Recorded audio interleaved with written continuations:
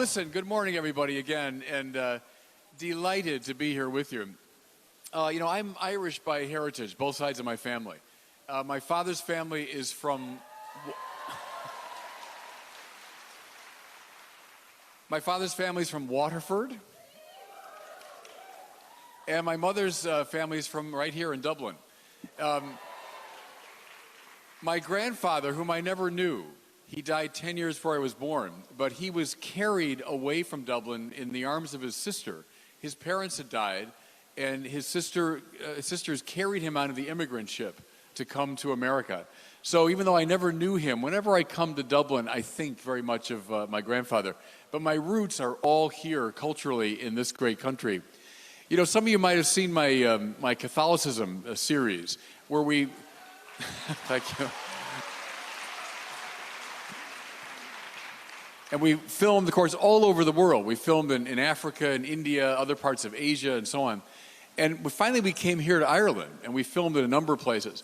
And the cameraman, John Cummings, we were filming, I think, in Glendalough. And he said, "You know, Father, it's the first time you've seemed completely natural on camera. Like, this face didn't look right in the Middle East and Africa, but somehow it looked right in Ireland."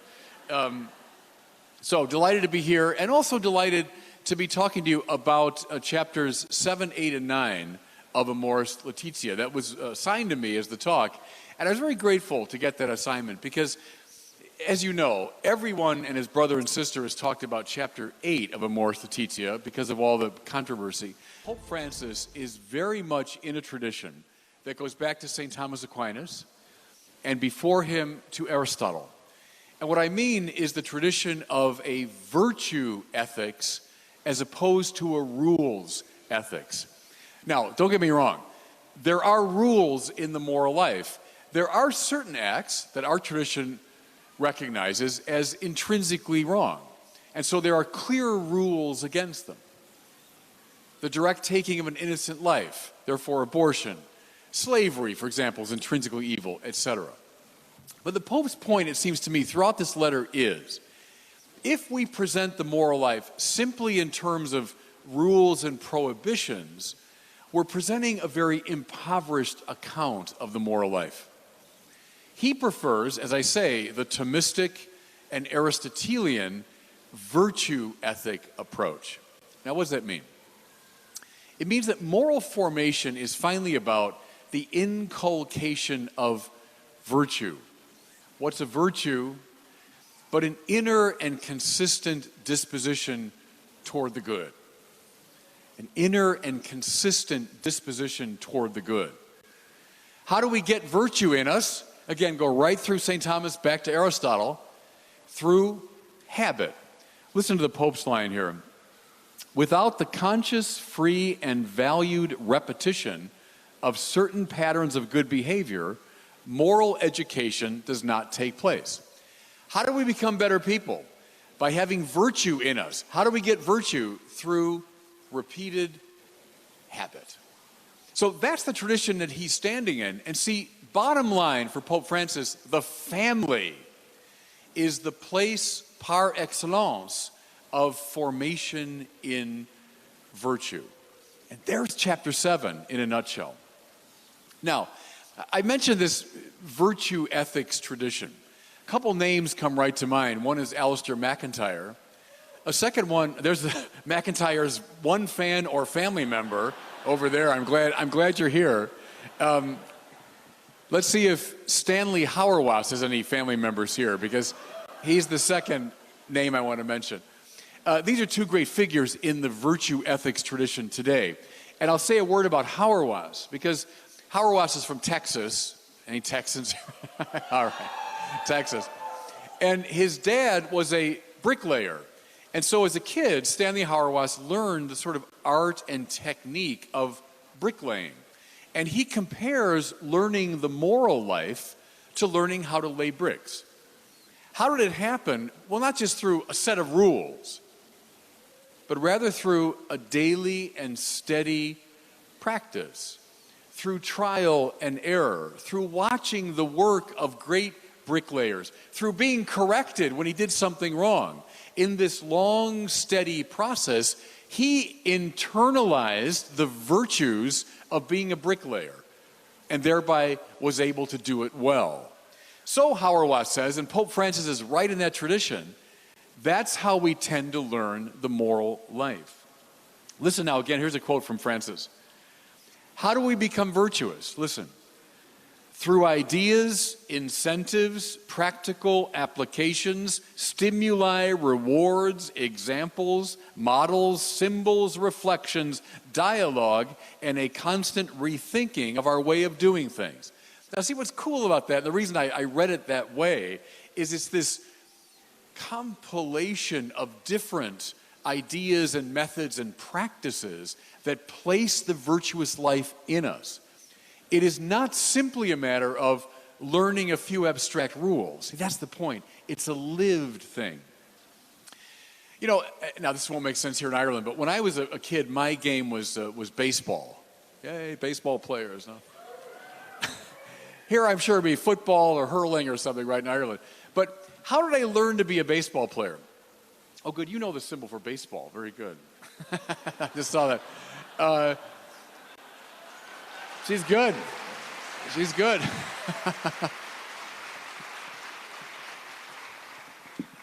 You know, I started playing baseball when I was about 7, and nobody laid out for me when I was 7 the rules of the game.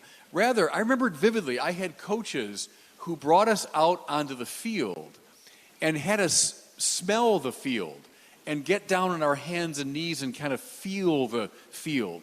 And then, through a series of practices, they put the moves of baseball in our bodies, right?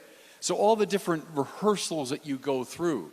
Now, in the course of many years then of practice and play, I began to internalize the rules of baseball, and I became a baseball player. Now, having played for a long time, I also learned the rules of baseball. They emerged rather naturally out of the playing of the game. But the heart of the matter was not the rules. It was the habituation that led to virtue. Now, here's a very important connection, and Francis makes it clearly in chapter 7. It's virtue that makes us free. It's virtue that makes us free. And I know that seems counterintuitive.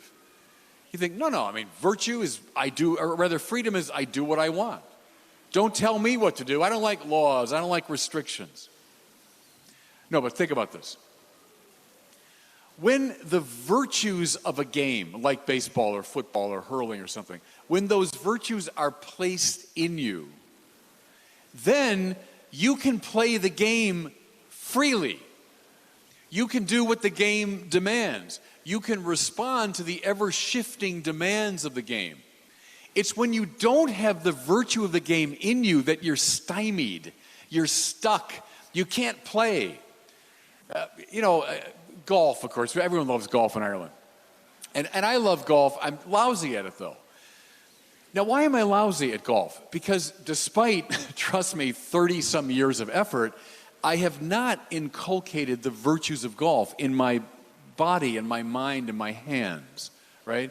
And so when I'm faced with a difficult shot, I don't have the virtue that enables me to respond freely. But Rory McIlroy does. Do I get a cheer for Rory? I thought I'd get a bigger cheer in Ireland. Graham McDonald does. No Graham McDonald. All right. But see, the point is, when you're learning golf, talk about habituation and talk about rules and demands. But see, once they're internalized, now you can soar. Now you can play. Freedom is not opposed to virtue. Freedom is the result of virtue. Does that make sense? Listen now to Pope Francis. The virtuous life thus builds, strengthens, and shapes freedom, lest we become slaves of dehumanizing and antisocial inclinations. Just that first part, though, listen again. The virtuous life builds, strengthens, and shapes freedom. Now, I know everybody. We're all, Westerners. We're all moderns. And that runs counter to our intuitions. No, freedom is let me be me. Let me do what I want. I don't want laws, rules, and habituation, and virtue, and restriction. I live the way I want. See, but that makes you a slave. That's the biblical idea. Mind you, St. Paul can say, it is for freedom that Christ has set us free. And I am a slave of Christ Jesus. I see, on our terms, that doesn't make a lick of sense. If you're anybody's slave, you're not free. But Paul knows when you can say it's no longer I who live, but Christ who lives in me, now you're free. Now you're free to be the person that you want to be, are meant to be. That's the Pope's point here, very much in chapter 7. Now, where does all this happen? So Hauerwas learned bricklaying from bricklaying masters. McElroy learned golf from his teachers and so on. I learned baseball from my coaches. Where does moral formation happen? The family, the family, the family. That's the Pope's point.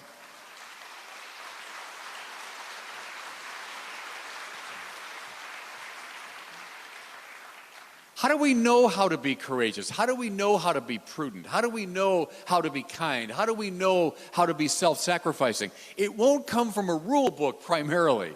It'll come from a steady, day-to-day habituation in virtue, led by the parents in a family, fostered by siblings within a family. In this, and here's the language he uses, in this school of virtue, we find our moral and spiritual education. That's the point he's making. Now, is all of this positive and happy? Absolutely not. Now, why? Because learning any craft or any sport or any excellence involves a lot of correction, doesn't it? I mean, the years I was learning baseball, the number of times I was corrected by my coaches, how to hold the bat, how to swing, how to field, how to position myself. Think of a golfer like Rory McIlroy. How many times as a kid he was cautioned and changed and affected and corrected? Any musicians in the crowd will appreciate this. The great conductor, Arturo Toscanini. I read an account by one of his orchestra members who was not playing according to the time that Toscanini was giving. So the maestro came down from the podium and with his little baton, and he tapped the time on his head. 1, 2, 3. And the player, this great classical musician, said he always can feel the tap, tap, tap of Toscanini whenever he plays, So the Pope says, in the moral life, lots of correction is needed. I like this. Children who are lovingly corrected feel cared for. They perceive that they are individuals whose potential is recognized. So there's no room in Francis's vision for a kind of just nicey, everything's fine, don't worry about it. No, on the contrary. Parents that don't correct, that don't give direction, are not going to produce virtuous children. I love this too. He doesn't like our society today in the measure, I'm quoting again, that it tends to indulge children too much so that everything revolves around the child's desires. Now, think of this not as just like, hey, I'm going to be tough on the kids. It's, if my desire becomes the criterion, I'm never going to achieve excellence in any area. I don't want to play baseball that way. Well, I don't care. That's the wrong way to play, Oh, no, but I'd like to do it this way. Who cares? So if we simply indulge our natural desires, we're not going to come to any sort of moral excellence. And so the Pope wants us correcting, when appropriate, in this school of virtues. How about this? Again, I'm quoting him. Whenever I'm doing this, by the way, because the light is hitting the page this way, I'm quoting from the Pope. Such children will grow up with a sense of their rights, but not their responsibilities. And that's a good way to sum it up, right? We're very big on rights.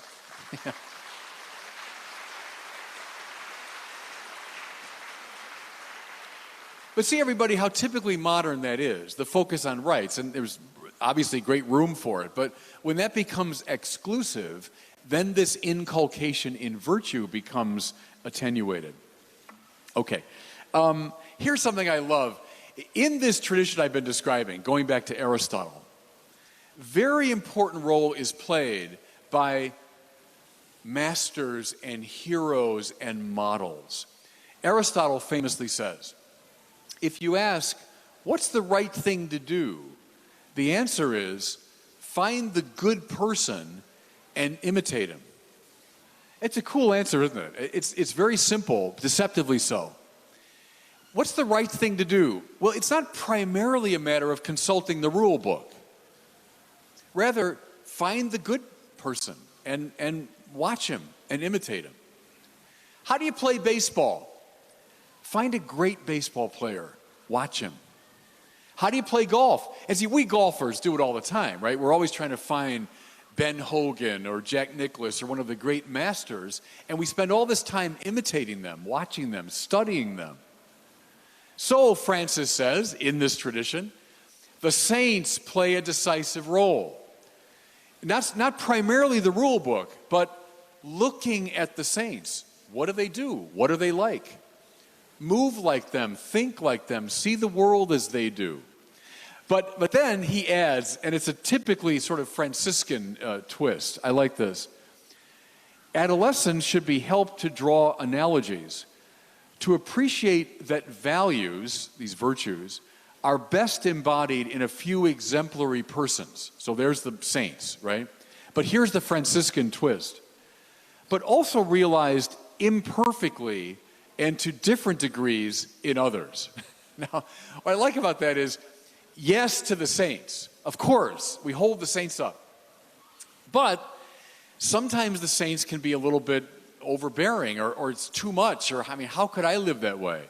And so how about other figures who might not be completely heroic, maybe flawed in some way, but they still embody something of the life of virtue? And I mean, when I read that, I couldn't help but think of Graham Greene. Think of the power and the glory. And the hero of that story is the famous whiskey priest, right, in Mexico, who's a deeply flawed, compromised character, but yet who does show forth very powerfully a life of virtue. Or even think of one of my favorite novels in the 20th century, Brideshead Revisited by Evelyn Waugh. Thank you. Waugh's one fan is here too. All right. Think of Sebastian in that story.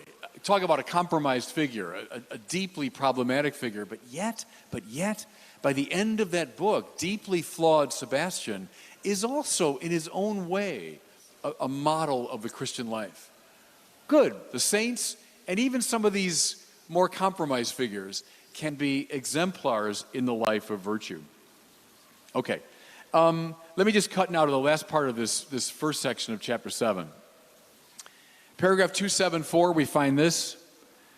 The family is the first school of human values, where we learn the wise use of freedom. That's meant to be a one-line summary of everything I've said so far. Paragraph 274. The family is the first school of human values, where we learn the wise use of freedom. Do you see, everybody, if the family breaks down, and it is in trouble, certainly all over the Western world, if the family breaks down, the prime school of virtue breaks down. And if that breaks down, then we're in trouble as a society. Do you see, too, now why Catholic social teaching has always said the family is the building block of the society? That's why. It's a school of virtue and of the wise use of freedom. Super important point. Okay, the second major section in chapter 7, I'll spend a little time with, is about communication technology. Now, I realize that people think of me sometimes as the tech bishop, or I'm the new social media bishop, and I've got my iPhone with me. We have cameras over here and so on. Is all this good? Of course it is. I mean, who of us would just throw these things away? These things are marvelous, you know? I think last night when our team got here, we went down to St. Stephen's Green and Grafton Street, and we just had to find our way. And they gave us one of those maps at the hotel, but then one of my team members said, we can't go walk around with a map. We'll look like complete nerds, you know? So as though it made us less nerdy, we all took out our machines, and you know, I got my map out, and we made it effortlessly from the hotel to St. Stephen's Green and over to the Grafton Street and all that. Great. And then, you know, the ways that we can communicate with all these media, it's a miracle. It's a miracle of grace. St. Paul to Fulton Sheen, they would have given their right arms for this kind of technology, right? But the Pope is also, like a lot of thoughtful people today, critical of dimensions of it. And I'll just say a few words about it. He does so, and I find this really interesting, under the rubric of the virtue of hope. You say, hope? What is he talking about? The very best things in life, Francis says, come after a time of waiting. They're not usually just given to us. But we have to learn to accept a certain delayed gratification. We have to be patient. Think of all of the exhortations in the scripture about patience, right? Waiting upon the Lord. Blessed are those who wait for the Lord, who are patient in their expectation. Well, what do these things do to us? And it happened last night. St. Stephen's Green, where's that? Hang on. Oh, it's right over there. Let's go. Who starred in that movie from 1945? I'll find out. I'll ask Mr. Google. Okay. Oh, I know who it was. Is these things, and look, we're all addicted to them. I'm guilty. I'm addicted to them. They give us the illusion, don't they, of instant gratification. That we can get pretty much whatever we want. Isn't it, everybody, kind of miraculous that we all carry around in our pockets almost all the knowledge that humanity has ever accumulated? I mean, it's staggering. When I was a kid, if you had told us that, we would never believe it. I can look up the whole Summa of St. Thomas on this thing. I call up Dante's Divine Comedy. I could get the collected works of Aristotle right now on this goofy machine. Especially if you grow up with these things, they give you, he says, this illusion of instant gratification. From the standpoint of virtue, that's a problem. Because now, in regard to the deepest and most important things, we become very, very impatient. I like this now from the Pope. In our own day, dominated by stress and rapid technological advances, one of the most important tasks of families is to provide an education in hope. So, one of the theological virtues is hope. The family is a school of virtue. One of the most important ones is this virtue of hope. That's part of our job. How about this now? The new technology, the Pope is afraid, is undermining our capacity for real socialization. Here I'm quoting. This capacity to relate to others, to listen, to share, to be patient, to show respect, to help each other live as one. I might draw your attention to the work of Jean Twenge. Jean Twenge is a psychologist from San Diego, so out in my neck of the woods. She wrote a great book, I recommend it to you, called iGen. So I with the small I and then Gen. So it's the I generation. The youngest people today who were raised with an iPhone in their hand, right? She certainly sees all the values and virtues of it. She does. She as everyone does. At the same time, her research shows, and it's staggering really as you read it, it shows how compromised a lot of young people are becoming precisely in this regard. In their capacity to relate, to pick up social cues, to develop friendships. Because see, and again, everybody, guilty as charged. I'm addicted to this thing like we all are. Look what it does to us. And you see it whenever you see photographs of people with these things, how it focuses in sort of in our little tiny world.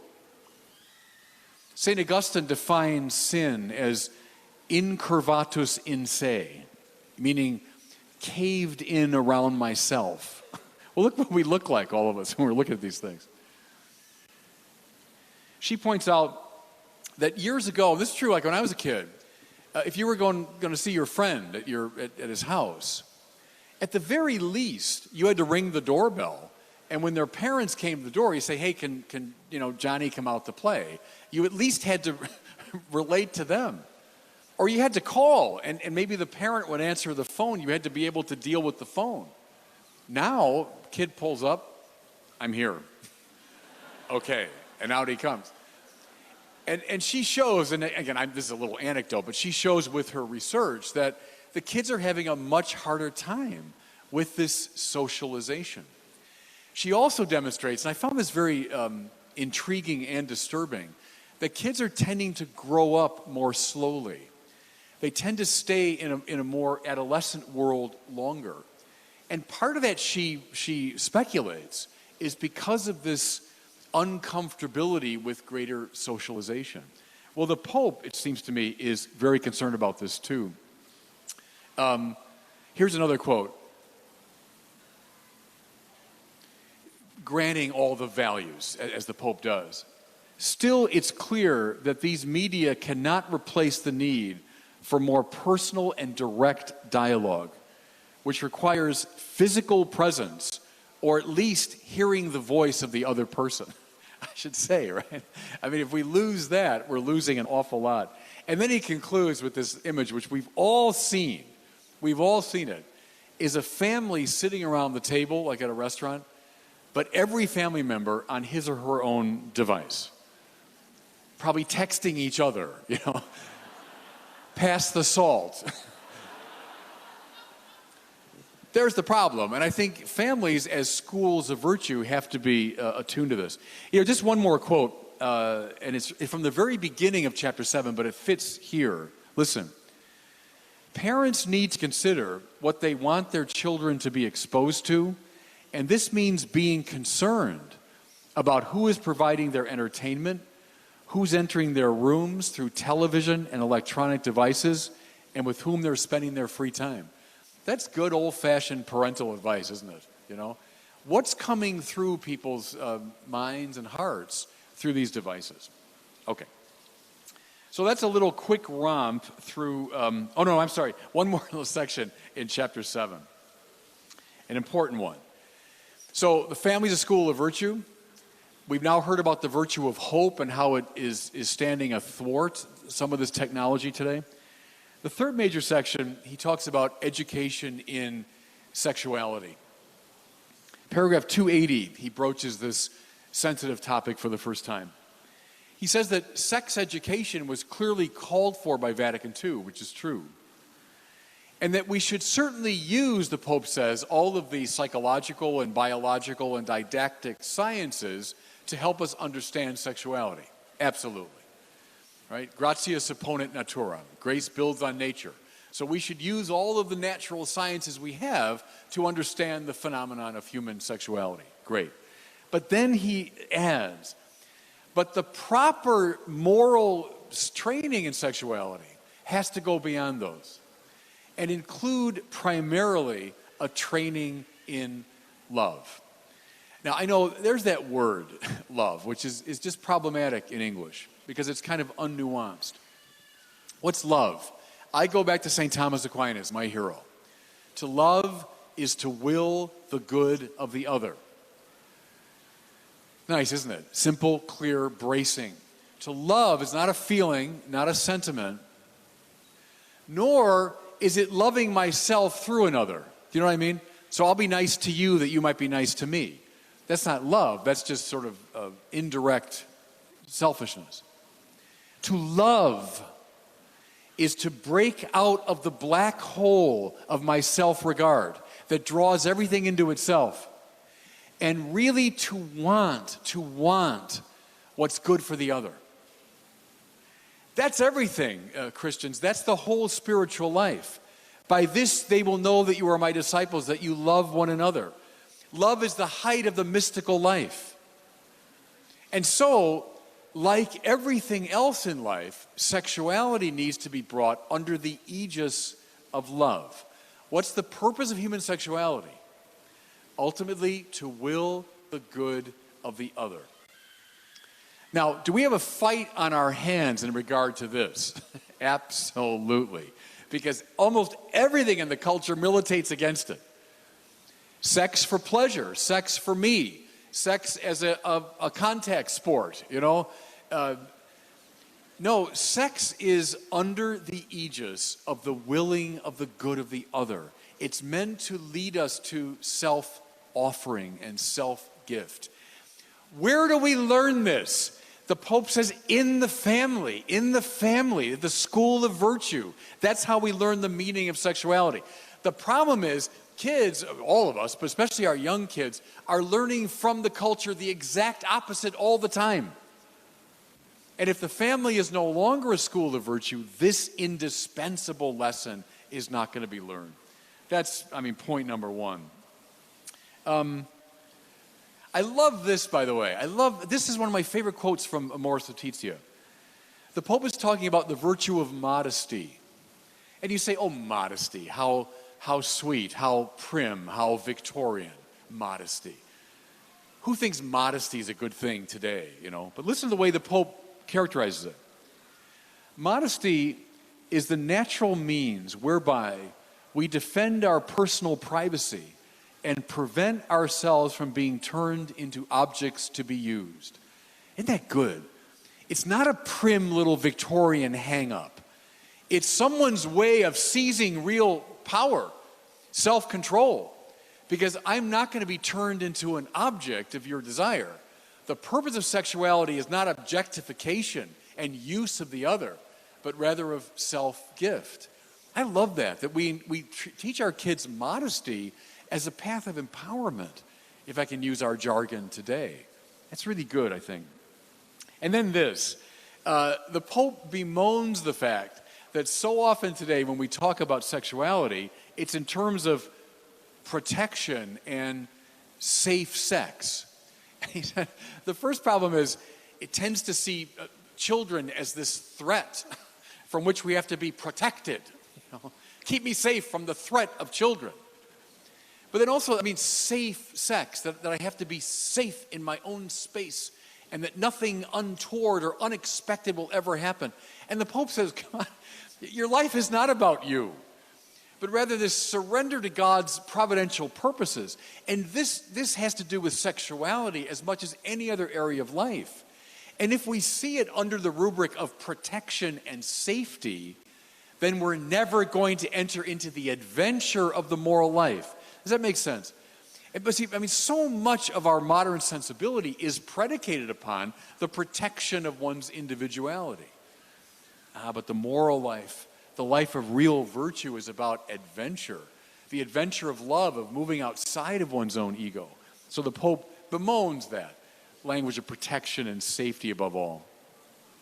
Then this, it's so important, the Pope says, and I'm quoting, to learn the language of the body, which calls for a patient apprenticeship in learning to interpret and channel desire in view of authentic self-giving. I love the language of learning the language of the body. This means what the psychological sciences can teach us, etc.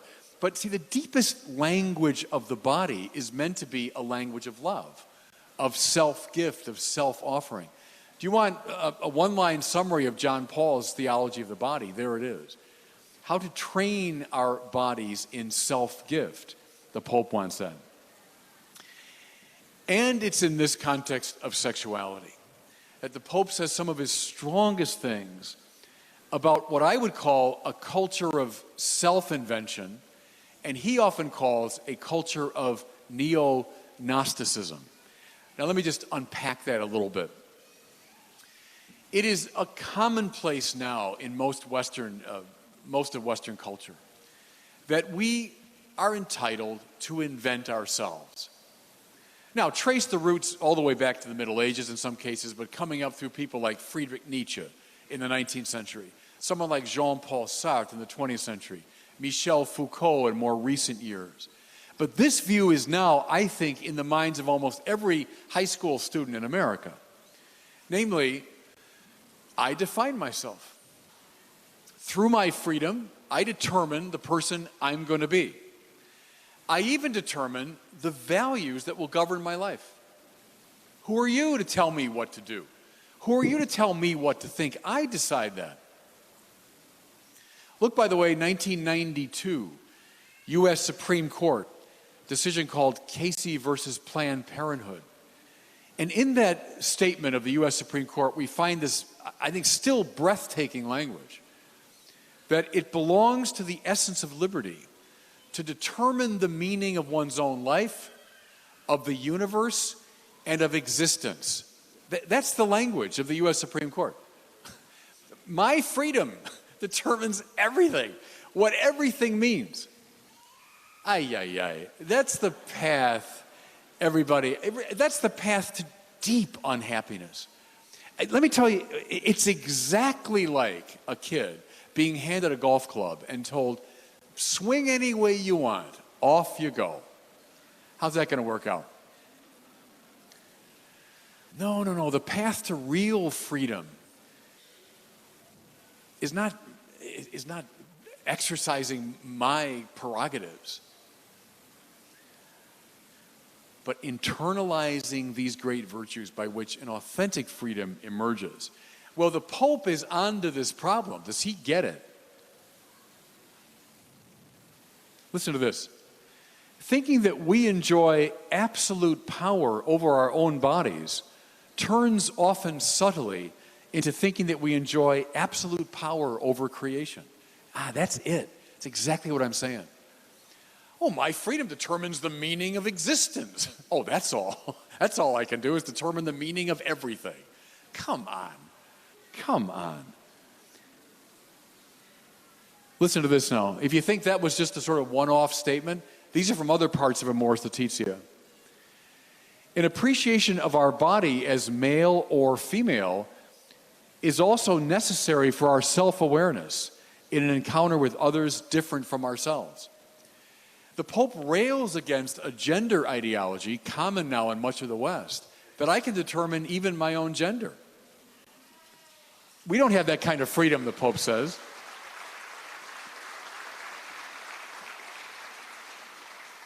Listen to this now, paragraph 56 of Amoris Laetitia. I'm outside of chapter 7, of course, but listen.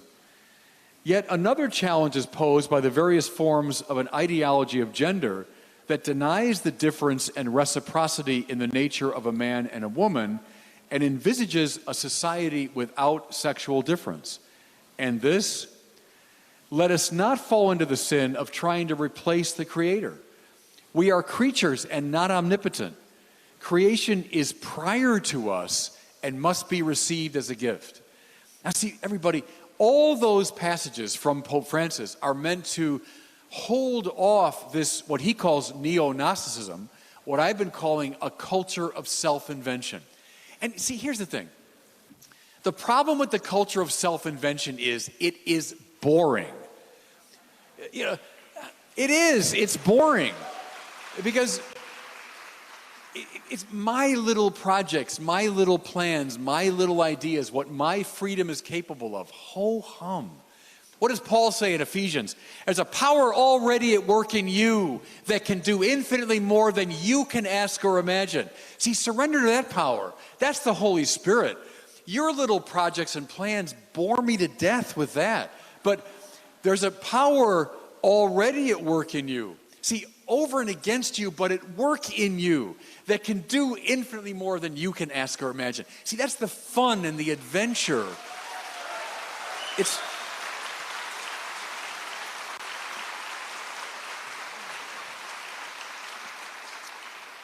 On behalf of Pope Francis, thank you for that applause. No, but that's the thing. I don't think it's like, freedom versus oppressive law. That's the wrong distinction. It's boring versus exciting, I think. When you surrender to these great objective values and allow them to condition you, now you're really going, Okay, you know what? As I'm running out of time a little bit, I'm gonna not out of cowardice, I'm gonna skip chapter 8 altogether, I think, because, but yeah, oh no, give us chapter 8, please. How about I'll say a couple words about it. Because they want me out of here by 11, so, no, I'm not saying. See, I think now, having looked at 7 in some detail, read chapter 8, please, as a continuation of that. In other words, it's about formation in the moral life. Pope Francis is keenly aware, it seems to me, of the challenges and difficulties in attaining the fullness of the Church's teaching about sexuality. It does not mean, everybody, that he's dialing down or negating this great demand. Listen to this passage. Christian marriage is fully realized in the union between a man and a woman who give themselves to each other in a free, faithful, and exclusive love and belong to each other until death and are open to the transmission of life. Well,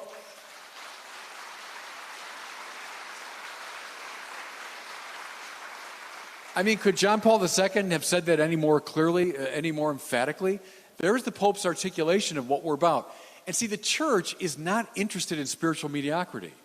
It's calling people to sainthood. To be a saint means to be heroically virtuous, right? The family is a school of virtue. It's a school of sanctity. It's meant to make us saints. We're not interested in a dumbed down or dialed down ideal. Now, true, clap for that, that's true.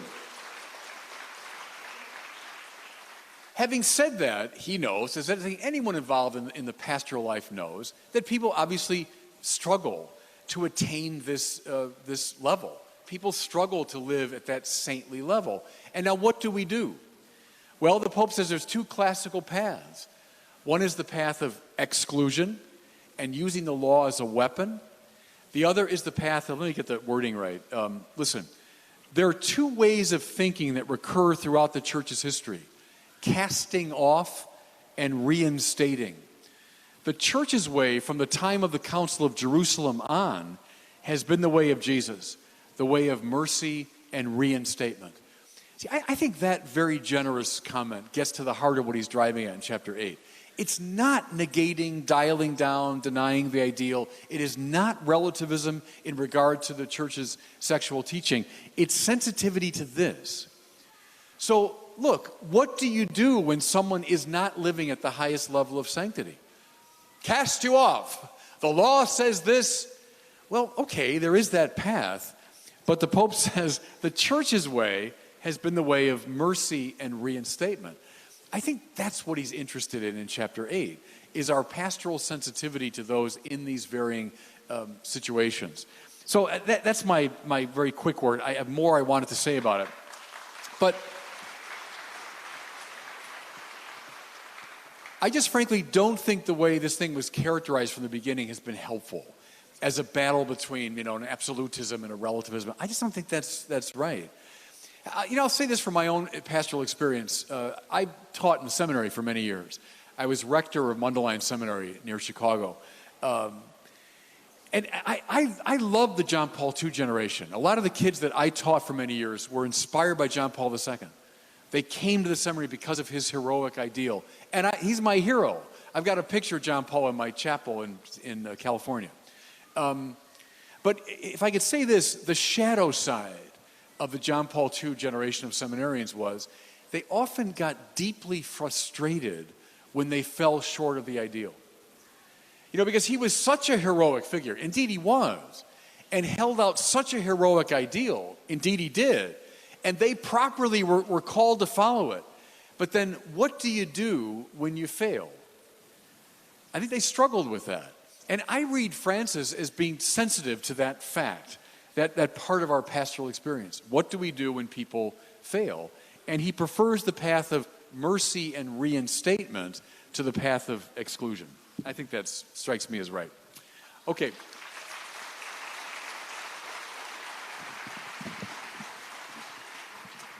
How about I'll do one quick thing on chapter 9, which I love. It's very brief, the final chapter of Amoris Laetitia, and it's on the spirituality of marriage and the family.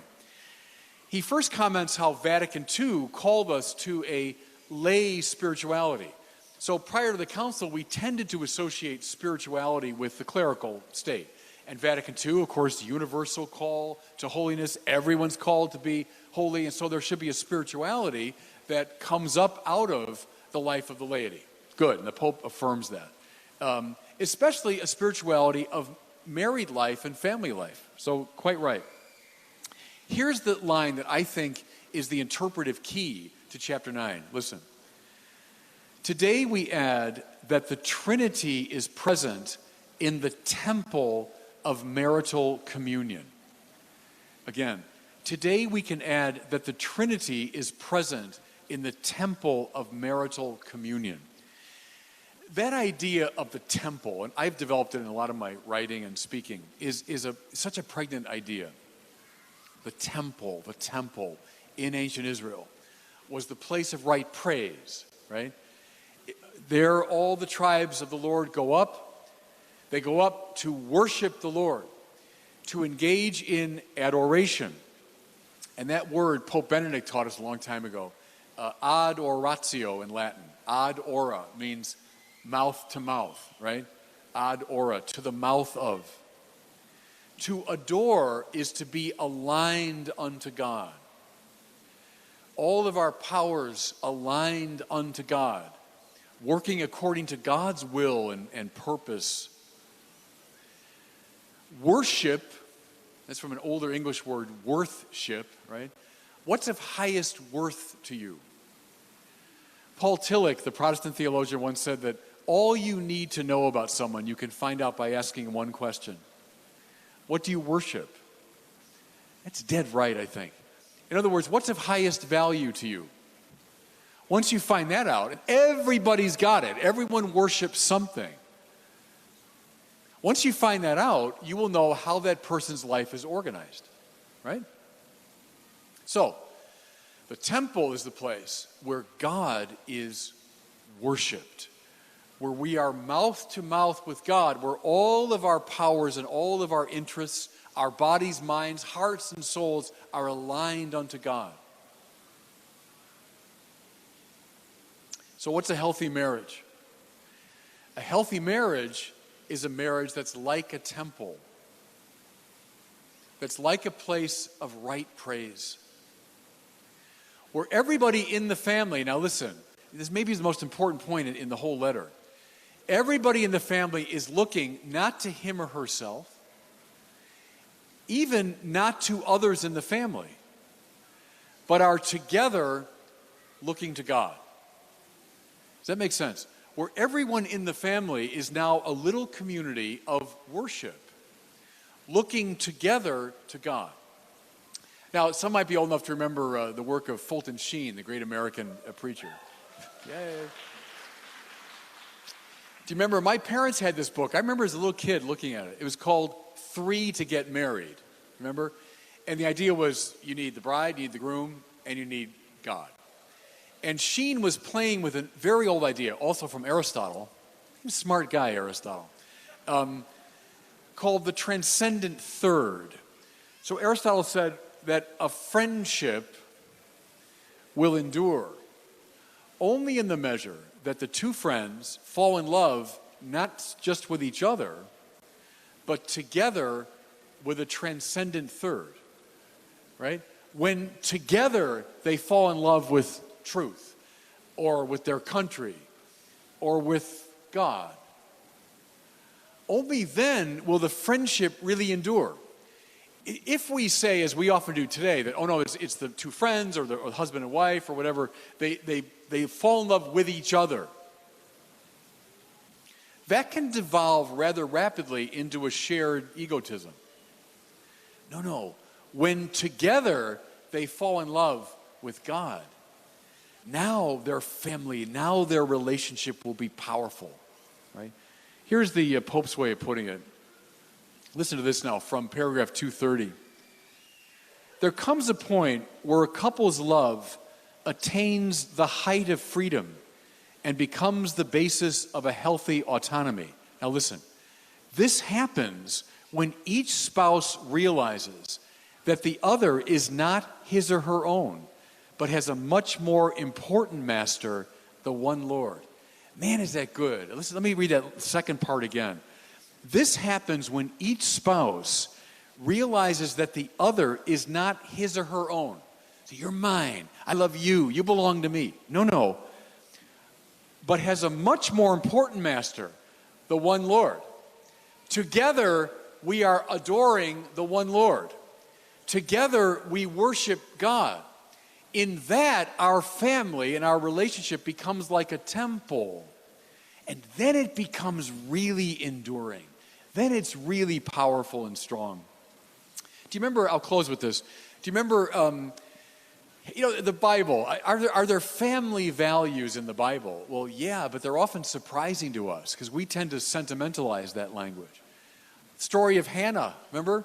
Hannah can't have children. She begs the Lord at Shiloh. She weeps and she begs. And finally she's given Samuel. What does she do? This child whom she loved, she longed for, she begged the Lord for.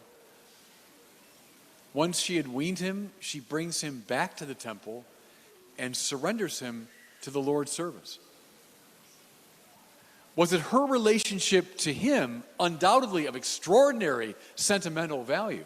Was that the most important? It was his relationship to the Lord that mattered the most. What's the key to a healthy marriage? Together fall in love with God. What's the key to a healthy family? That all of us together fall in love with God.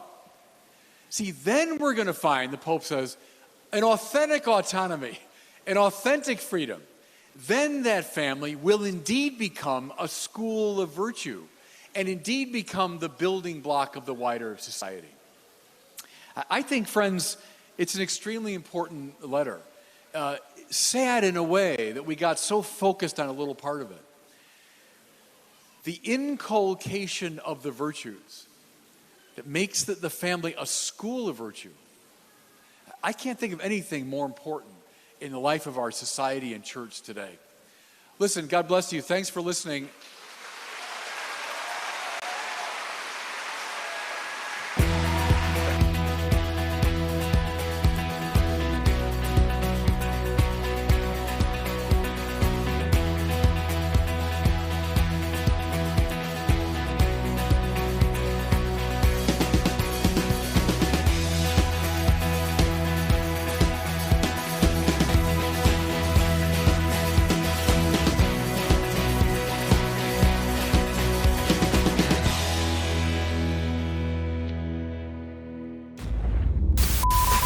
Are you looking for life-changing entertainment?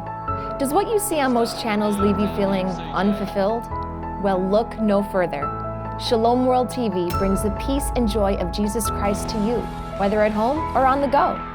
To start watching, you don't need antennas, cable connections, or a dish. You probably already have what you need if you have a smart TV, such as a Samsung, LG, or Panasonic, or if you have one with an Android, Opera, or Roku TV operating system. These can be found on the latest models of Sony, Toshiba, Vizio, Philips, RCA, Sharp Aquos, TCL, Insignia, Element, Hitachi, Vestel, Skyworth, Changhong, Konka, and Hisense. You can also watch Shalom TV on most IPTV streaming devices, starting with the 4th generation of Apple TV and Roku, Amazon Fire TV, Mi Box, Amino, Humax, or on TiVo Box through the Opera TV store. Are you a gamer or virtual reality enthusiast? We've got you covered. Shalom World is on Xbox One, Razer Forge, NVIDIA Shield, and HoloLens. To start watching, all you have to do is go to the App Store, download Shalom World, and start being fulfilled by content that brings you into a deeper relationship with Jesus Christ. For more information on how to watch Shalom World on your TVs and devices, visit us at shalomworld.org/connectedtv. Have a smartphone or tablet? Take Shalom with you wherever you go. Again, by downloading Shalom World from the App Store. If you prefer to watch from your Mac or PC, get the Shalom World desktop app. Or you can always watch from our website, shalomworld.org. And guess what? Shalom World is absolutely free on all of these platforms. Yes, free. There are no download charges and no in-store app purchases required. ever. If you're looking for life-changing entertainment, you found it. It's here, waiting for you on your Shalom World.